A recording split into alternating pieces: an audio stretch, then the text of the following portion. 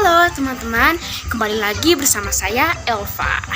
Pada video kali ini, saya akan membahas sesuatu hal yang menarik untuk teman-teman ketahui.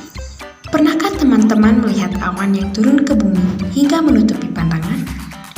Sebenarnya itu bukan awan, itu adalah sekumpulan titik-titik air yang melayang di udara. Yaps, namanya kabut. Kabut berbeda dengan awan. Awan berada di atas bumi dan dekat dengan langit. Sedangkan kabut berada di dalam bumi dekat dengan tanah yang terkondensasi. Kabut muncul di daerah dengan tingkat kelembaban yang tinggi atau bersuhu dingin. Lalu, bagaimana proses pembentukan kabut? Udara di sekitar kita mengandung banyak air, baik itu dalam bentuk uap ataupun dalam bentuk gas. Ketika air di udara sangat banyak dan temperaturnya menurun, kandungan air dalam bentuk uap atau gas tersebut akan berubah menjadi titik-titik air yang sangat kecil dan melayang di udara. Jadi, kabut itu sebenarnya adalah sekumpulan titik-titik air yang melayang di udara. Tahukah teman-teman bahwa proses pembentukan kabut punya hubungan dengan sistem koloid? Apa itu koloid? Koloid adalah jenis campuran heterogen yang terbentuk karena adanya dispersi suatu zat ke dalam zat lain yang dicampurkan.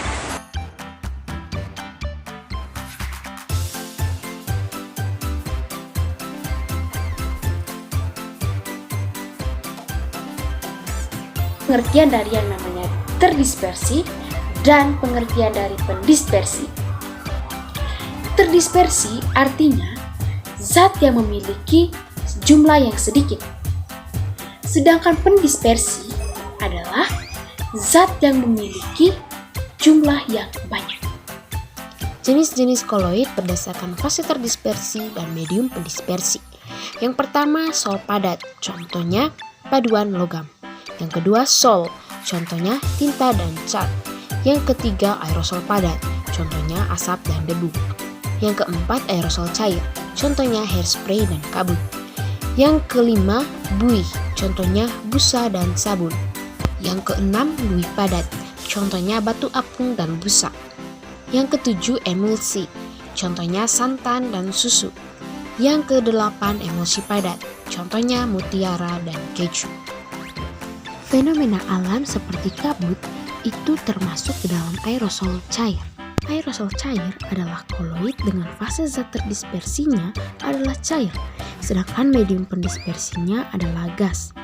Zat atau partikel berbentuk aerosol akan melayang di udara karena ukurannya yang kecil, sehingga tidak bisa dilihat dengan kasat mata. Contoh lain dari aerosol cair yaitu semprotan parfum dan hairspray. Pada saat proses pembentukan kabut, pemeran utamanya adalah air dan udara. Awalnya, air masih berwujud cair. Ketika air melalui proses kondensasi, air tersebut berubah menjadi titik-titik air yang sangat-sangat kecil dan melayang di udara. Atau dapat kita katakan bahwa wujud air tersebut berubah menjadi gas. Lalu, air dalam bentuk gas tersebut akan tersebar secara merata di udara. Sementara itu, udara juga berperan penting. Ketika temperatur udara naik, maka kabut tidak bisa terbentuk. Tetapi, ketika temperatur udara menurun, maka kabut dapat terbentuk. Nah, pada kasus ini, udara berperan sebagai medium pendispersi, sedangkan air berperan sebagai fase terdispersinya.